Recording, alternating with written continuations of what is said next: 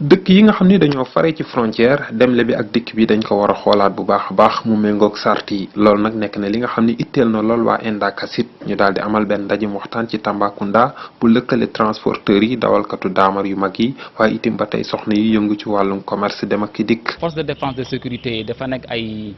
acteurs yoo xamante ne ay acteurs yu intéressant lañu parce que boo seetee tey ñoom ñooy nekk ci frontières yi marchandise buy dugg marchandise buy génn ñoom ñoo koy contrôler mais dafa fekk ni parfois dañuy gis ni ay commerçants yi dañuy wax ni ñoom vraiment sonn nañ ci trop lan moo leen di sonal je pense que déggoo amul diggante commerçants yi ak transporteurs yi ak aussi force de défense et de sécurité yi diggante boobu lañ bëgg rataxal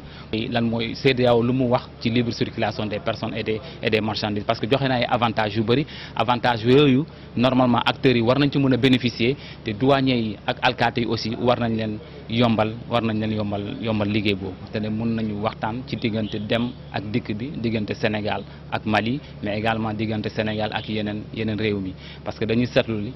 am na ay jafe-jafe yu bëri ci frontières yi. ci kàddu ki nga xam ni moom mooy Miten Agoufen nekk inspecteur des douanes ci Mali nekk chef brigade douane bi nekk ci Diboli ci frontière diggante Sénégal ak Mali fële ca Kidira xamle na ni nguuru Mali daal dina wàññi ay poste de contrôle yu bëri ngir nag wàññi lépp lu jëm ci wàllu tracasserie douanière loolu nag ngir askan wi seen demle ak seen dikk gën a mën a yemba.